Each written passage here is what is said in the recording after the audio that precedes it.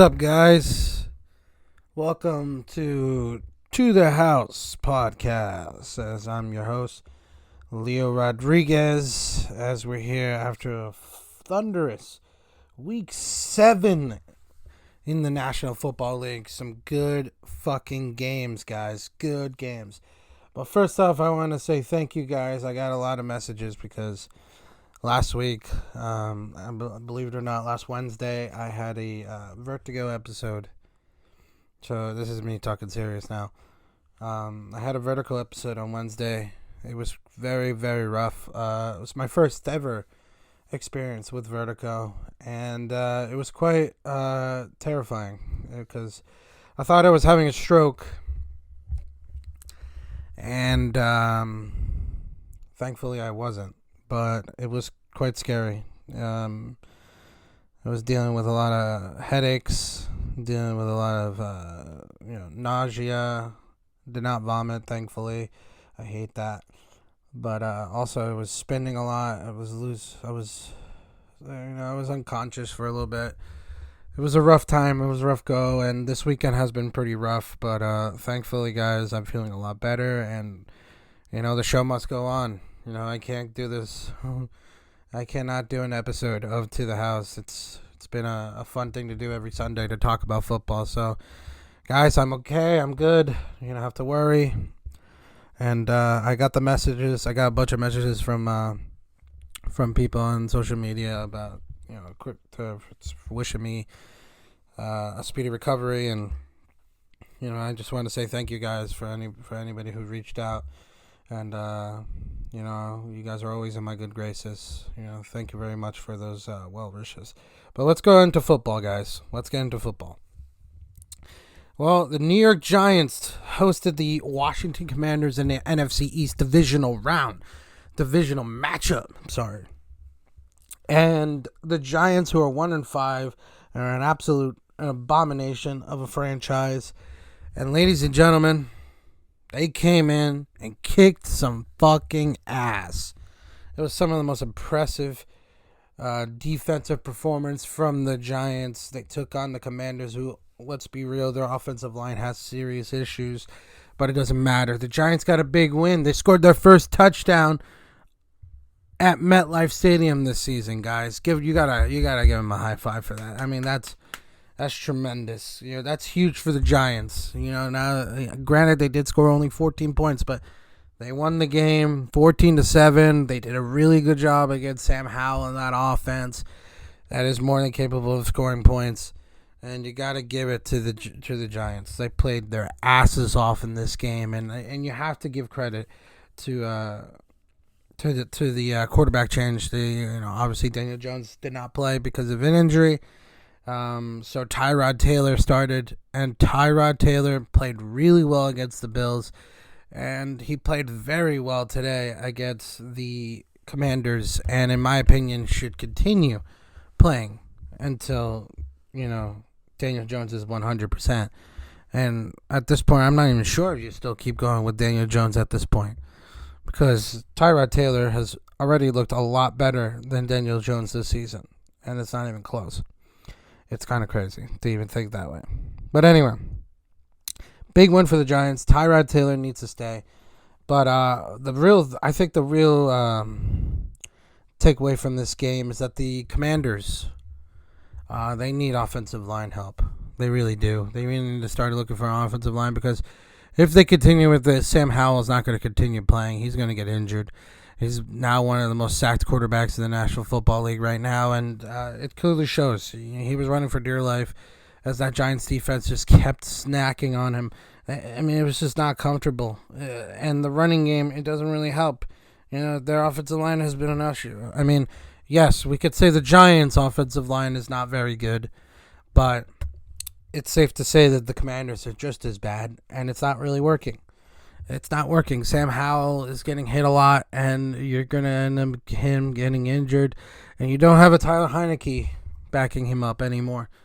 There's not a good backup in there anymore. It's not like when you had Wentz, and then, you lucked out because you have Tyler Heineke, who's a proven starter in the National Football League. This is a guy that, they went all in on Howell, and they better hope that Howell can stay healthy. He's a big, strong kid, and they got good weapons. Although a lot of them dropped the football today, and there were some drops. But the Giants defense just absolutely dominated the line of scrimmage, and that's how they won the game. As simple as that. The Giants won because of that. Simple as that. They were tremendous. It was a tremendous performance from the Giants, and they got the win, their second win of the season. And this could be a little confidence builder now for the Giants getting into their next game. And of course, we'll talk about the big one. This is the big upset. Everybody was talking about this one, but there was a big upset today, guys. Big upset. The Patriots hosted the Buffalo Bills, and they managed to win it 29-25. Holy shit, did anybody not expect this? Did anybody expect this? That the Patriots were going to beat the Bills in emphatic fashion, by the way. This is an offense, guys, that severely struggled, right? This is an offense that has issues, has big issues. This football team was not playing good, but guess what? They're playing good defense, though. Now they got J.C. Jackson back. The secondary is starting to look a little better. Their defense is playing a little bit better. And this is without Matthew Judon, by the way, guys. So they didn't even have their top rusher. So the fact that the Patriots beat the Bills in this one is truly incredible. This is a huge win for the Patriots and for Mac Jones. This is also Belichick's 300th win. Only two guys have only won 300 games, and that is the great Don Shula and the legendary Papa Bear Halas, George Halas, one of the greats. Congratulations to Coach Belichick. He is one of the GOATs, one of the best coaches ever. You could say is the best coach ever. But still, this was a huge win for him and for Mac Jones as well. Because Mac played a brilliant game tonight. Mac played absolutely spectacular.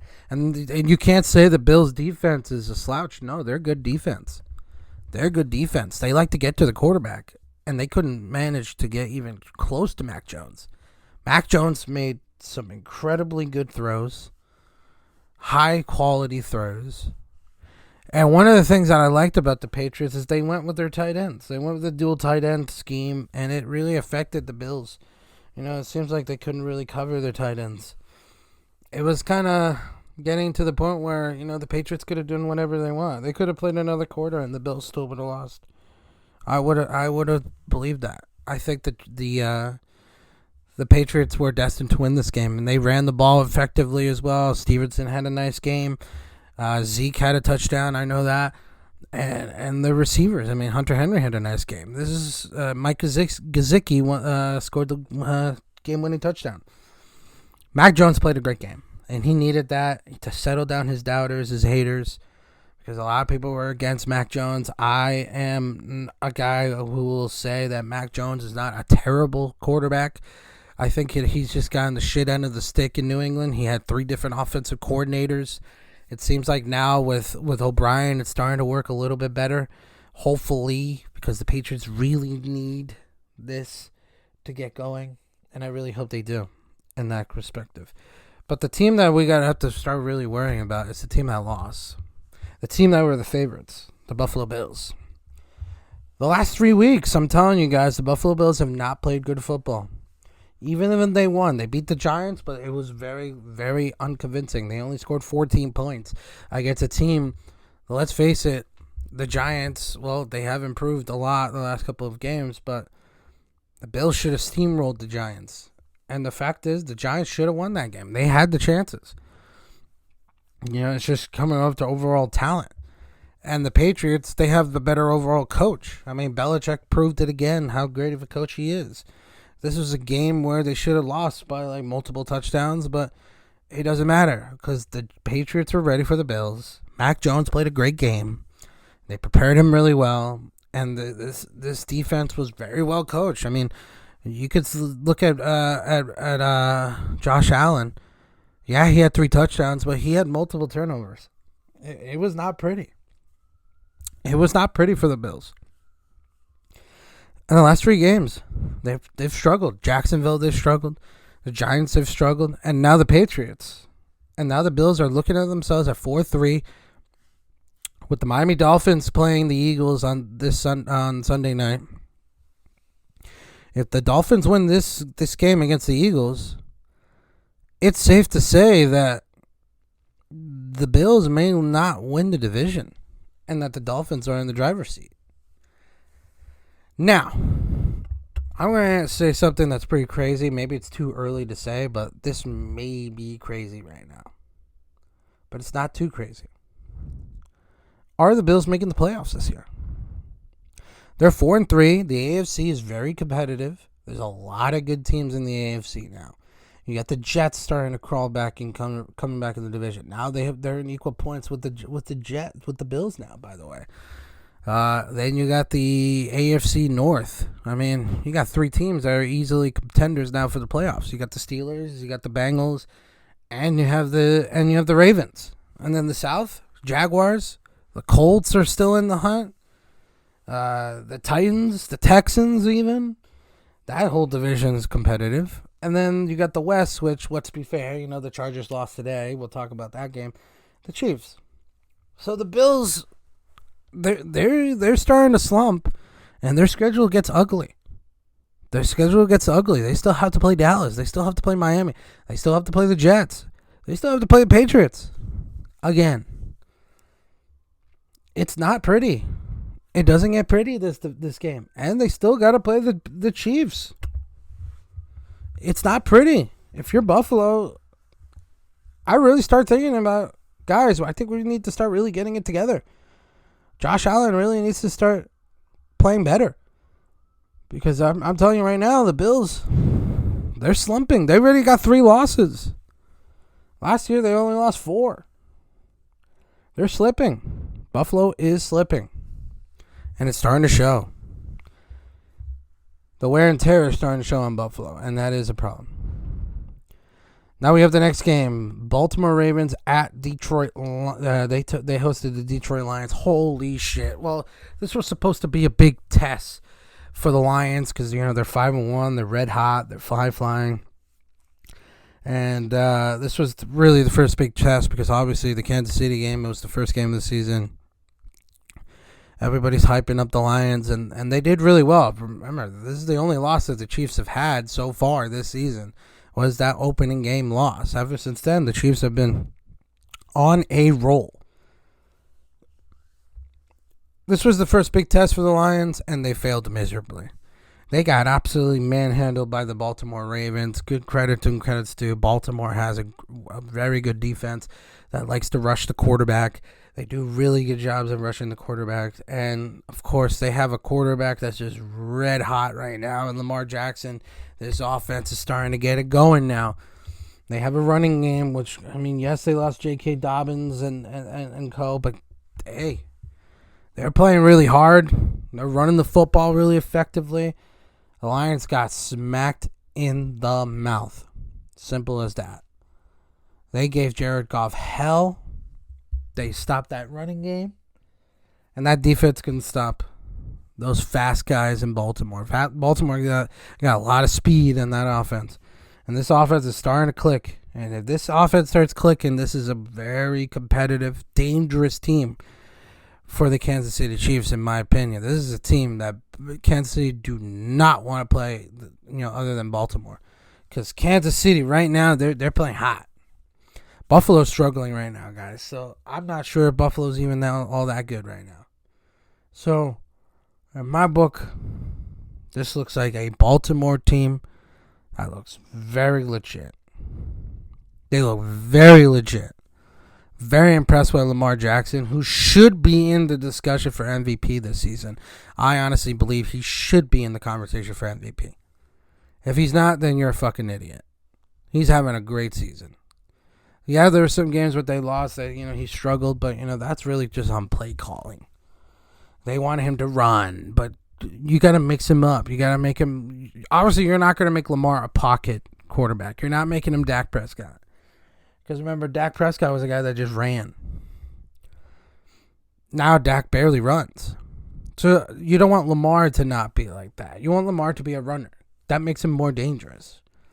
If he can run and throw, it's impossible. It'd be impossible to cover a guy like that, to stop a guy like that. It just wouldn't be fair. And it's starting to show. The Lions have a good defense, and the Ravens just absolutely shattered on them. And it was really well done.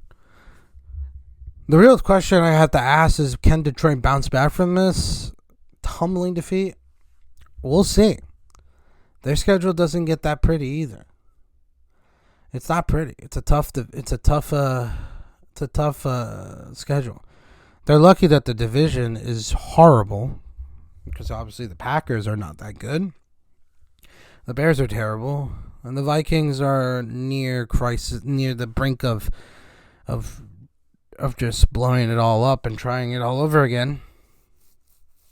So, I don't know. I mean, the Lions could be comfortable with 5-2 and still win the division with a 10-6 record. Everybody else is not really that good. So in my book, I think that Detroit can maybe bounce back. They can't afford back-to-back losses. If they get back-to-back losses, Minnesota, I think, will be the only team that could come back. I don't believe in Green Bay. Green Bay's got huge problems.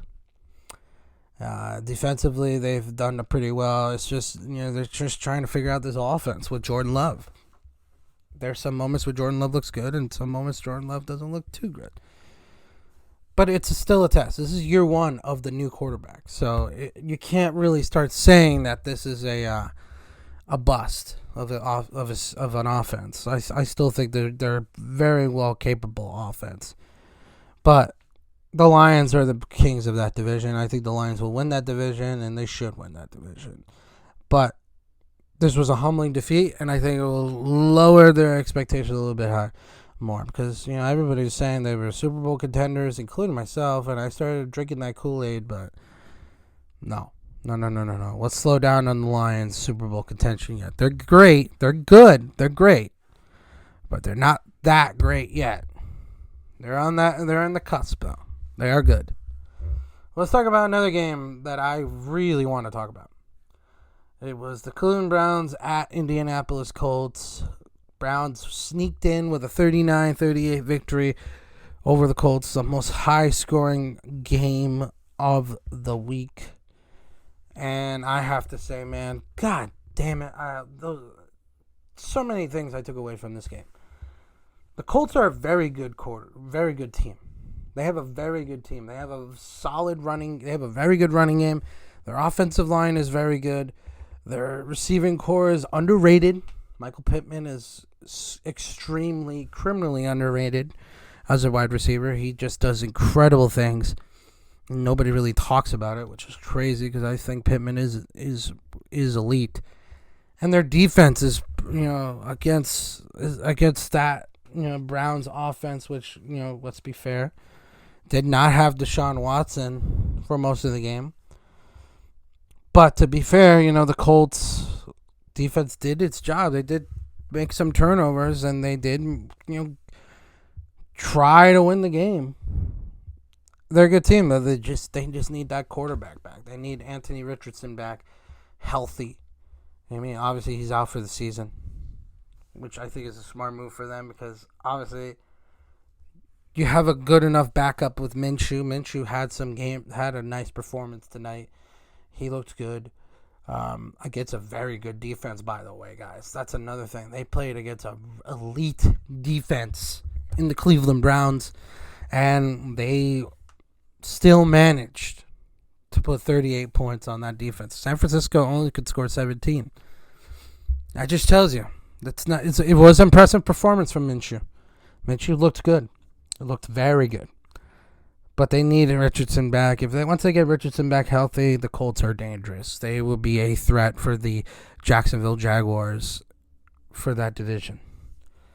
One thing I also took away from this is that quarterback curse in Cleveland continues, because Deshaun Watson isn't the answer at quarterback for this Browns team. I'm sorry.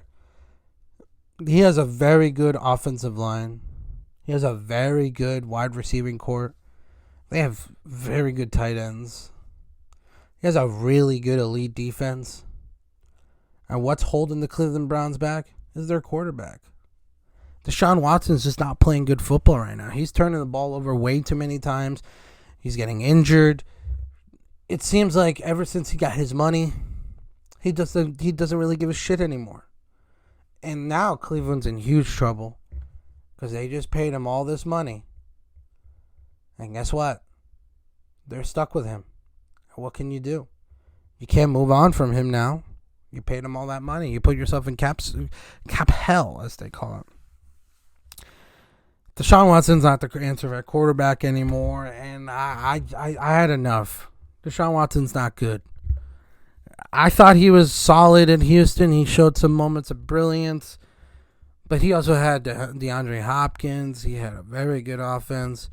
He had a very good offensive. He had an offensive line that obviously was belied, but they improved, and they had a very good defense. And he couldn't get him over the hump. Remember, guys, he had that lead against Kansas City. He had that lead against Kansas City, and they blew it. Deshaun Watson, that was the ceiling for Deshaun Watson. I don't think he can take this team to a Super Bowl. I'm sorry. I can't see it. And if anybody says otherwise, I say they are absolutely blinded by the fact that he hasn't been his Houston Texans self in over 5 years. He stinks. He's horrible. He's trash. He's garbage. He's shit. He needs to go. Deshaun Watson's not your answer at quarterback. P.J. Walker won that 2 games for the Browns in tough scenarios. P.J. Walker beat the 49ers with Kareem Hunt. By the way, Nick Chubb is not there. And Kareem Hunt's still running it effectively. They're still running the football pretty effectively, guys. Deshaun Watson can't say that, oh, well, you know, his running game's not working. No, his running game is working all right. Well enough for him to be playing better. P.J. Walker is better than Deshaun Watson right now, guys. I have to say it. And you may think I'm crazy or you may think I'm just out of my fucking mind, but guys, I'm sorry. Deshaun Watson isn't good anymore. And it's time to realize that, guys. Deshaun Watson is an elite. He's not a top 10 quarterback. He's not even a top 15 anymore. Deshaun Watson is probably near top 25. And that's not saying much. He's getting towards the level of Dak or Kirk Cousins. Has some nice games, and then he has a lot of not so nice games. Either way, it's not going to win you many games. Cleveland are talented. If they can just get a competent quarterback in this offense that doesn't turn the ball over so many times, the Browns would be in contention for that division. No questions asked. They are very talented. But obviously, we could talk about some controversial issue as well, as obviously the refs were a big topic of this game. They gave 2 absolutely fucking disgusting calls at the end of the game to give the Browns the win, basically. A PI on that Colts corner, which I still have no idea why they even called it. The ball was... It looks like P.J. Walker wanted to throw it to one of the fans in the stands, and yet the ref said, oh, PI. What? No, that's not how that works. I'm sorry. Just because a receiver is getting groped and mauled, it doesn't mean it's entirely pass interference unless the ball is in a catchable range.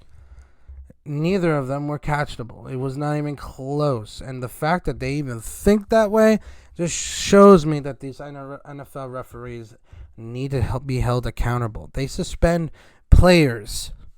They fine players. They should be fining refs as well. They should be doing something with these refs because this is continuously an issue. Refs have ruined games already. This was a very good game that should have had a really good ending, and yet we had a bad taste in our mouth at the end of this game because this was a really good fucking football game we saw. If anybody got to saw this game, you guys were very, very lucky. It was a very fun, intriguing matchup between 2 teams that are fighting to make the playoffs. And in a way, they basically let the Browns off the hook which in my opinion, the Browns shouldn't even got off the hook. I think it should have been the Colts who won this game. I think they did the right plays. And the Browns, they won. But, again, a little help from the referees. Referee needs to be held accountable for their missed decisions. It's just too much. Soccer, they suspend these guys. They suspend referees in soccer. They should do the same thing for the NFL. They really should. And I hope they do.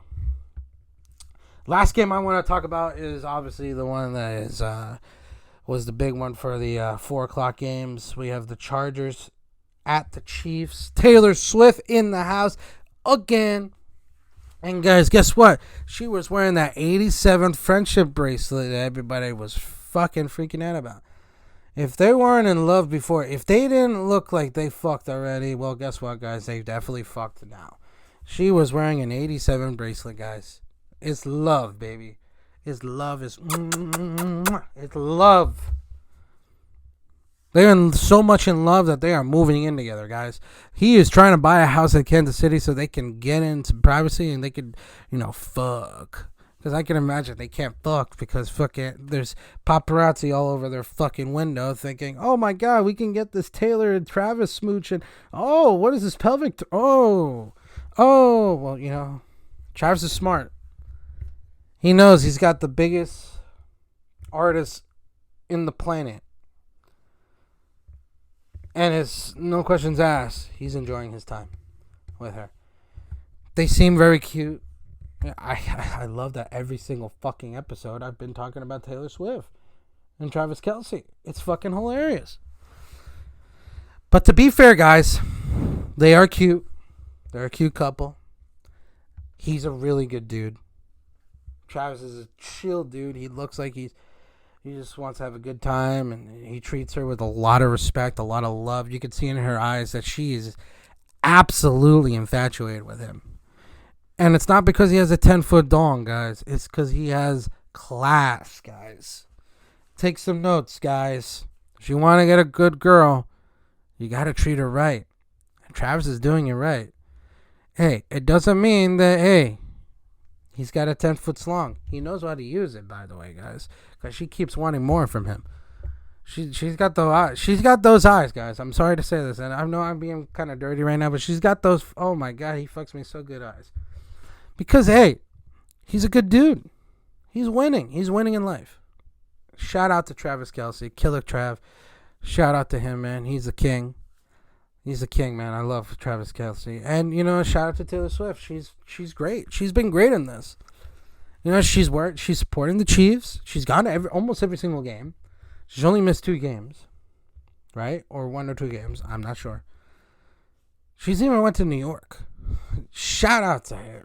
Shout out to Travis, to Taylor Swift. She really loves Travis.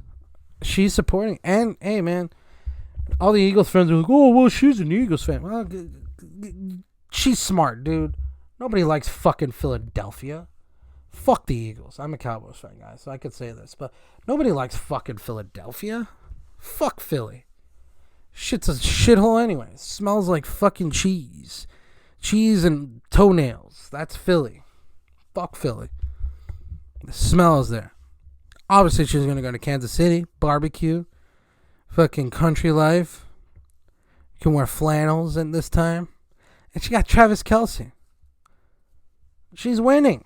Well, why the fuck not she be in Kansas City, dude? She is enjoying it. She ain't going to enjoy Philly. Fuck off. It's like LeBron. Like, oh, yeah, I'm going to be a Cleveland Browns fan. Well, fuck you, dude. See you later. Bye, King James. You don't want to be a Cowboy? It's all right. You can enjoy losing with Cleveland. Sorry, dude. Still, shout out to King James. I still love King James. LeBron's my guy. But still, fuck him because he hated on the Cowboys. He's done for me. He's done. Bye. Peace. Bye, LeBron. But anyway, guys, but to be fair, we'll go back to the game. Arrowhead was buzzing. Taylor Swift was buzzing. Everybody was buzzing. Taylor Swift had this amazing secret handshake with Brittany Mahomes. Shout out to Mrs. Mahomes because, a lot of people hate on her. But guess what, man? Recently, man, I watched that show Quarterbacks on Netflix. And I see a lot of her shit on Instagram and everything. Dude, she is One of the nicest, genuine persons I've ever met in my life. She's just enjoying the ride. Because her husband is literally one of the best quarterbacks in the league, if not the best. I think he is the best right now. He's the best quarterback in the league. They're having so much success. I've never seen one bad season from Patrick Mahomes. I don't think I ever will. That's the crazy thing. I don't think I will ever see Patrick Mahomes play bad. And, still, she shouts out, man. She's a small town girl just enjoying her life. Shout out to her, man. Shout out to Mrs. Mahomes. And shout out to the Mahomes family. Except Jackson. Jackson's a bit of a dick. But anyway, that's another subject. But they were having fancy handshakes because they were moving in the ball, man. And the Chiefs, man, their offense was clicking a bit. Travis Kelce was having a big game. He had a really big game tonight. Good for Tiller to see that because, she can finally see how good her husband is. Whoa. They're not there yet, guys. Her boyfriend, how good her boyfriend is. So, let's rephrase that now. Their boyfriend. But one of the things that took me away from the Chiefs is that they're playing some fucking good-ass defense, guys. This hasn't been done in the Chiefs in a while. They haven't had an elite defense in a while. They've had a good, competent defense. Chris Jones is, he's that dog, man. But now they got a bunch of guys that are just, they're dogs in Kansas City. They're playing some really good defense, and they're getting to the quarterback. They love to do takeaways. This is a very good Chiefs defense. Lately, they've been playing some really good defense against some really good offenses. They played against a very good offense, and they just beat the living shit out of them in the second half. After the first half, they led in 17. It didn't look good. It looked like it was going to be a shootout, but no, Kansas City made their adjustments, and that defense played fucking good. Shout out to that Chiefs defense, man. Spags is doing a hell of a fucking job on that defense this year, and he's always been doing really good. He loves the blitz. He loves to get to the quarterback, but Spags has done a really good job right now with this defense. This might be his best defensive efforts since that Giants Super Bowl defense that he did many years ago. Spags is a good coach, man. Spags knows what he's doing. But two things I gotta take away from this game is that the Chargers really need to make a change at head coach. Brandon Staley, he needs to go. This team is too talented to be 2-4.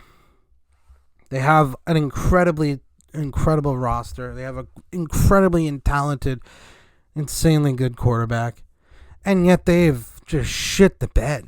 And they're 2-4, guys. They shouldn't be 2-4. They should be in the mix with the Chiefs. They have just as good of a roster against the Chiefs. But they are getting towards the Broncos territory, where they have this roster, but they are starting to fall apart. And it's not very good. The Chargers are going to become the Rams, where, you have all this super loaded roster, but guess what? Then you're going to have to get rid of guys. You get into cap hell, and then you can't build on the future. So that is an issue if you are the Chargers. They need to make some changes at at head coach. Maybe move in Kellen Moore as a head coach, as an interim head coach. I'm not sure what they're going to do. I think that'd be pretty crazy because Kellen Moore really wanted a coaching job, and he may end up getting it in Kansas City. Because in LA with the Chargers, it would be absolutely insane if they even do that. But still, the Chargers need changes. And one thing that's really concerning is that their quarterback is struggling. Justin Herbert is struggling severely right now. He's turned the ball over way too many times. At some points, Justin Herbert has to do too much. And I get it because this team is super undisciplined. They're not well coached. And you would think to yourself, come on, guys. Herbert can get out of this problem for us. It's starting to show that he can't really. Not too many quarterbacks can do that. Only Brady can do that. Rodgers can do that. Mahomes can do that. Burrow can do that. Josh Allen turns the ball over way too many times, and it hurts him. Josh Allen's one of the elite. Lamar Jackson makes mistakes, and that hurts him. There's very few quarterbacks that can do that and still can cover it up. Herbert is getting towards that territory of he's damn good when he's efficient, but when he's not, it's a disaster and you can't come out of it. And the Chargers are starting to believe that he can be that eraser, the ultimate eraser. If you make a mistake, well, guess what, guys? We still have Justin Herbert. We'll be fine. No, guys, that doesn't work like that. You need to play better. And I think the only way this team is only going to get better is if they just get a competent head coach that can just get it together and play better football. It's just that simple. The Chargers need to make some changes, and they need to make it now. Because if not, the season may be over already for the Chargers. Well, guys, I'm glad episode 5 is done. I'm glad to be able to do this. We were talking about before earlier about my health struggles. Luckily, I'm okay. And I'm glad I can still continue doing this. And that I have another chance to continue doing this and giving another opportunity and of doing this again. Guys, thank you very much. And see you guys next Monday on another episode of To The House.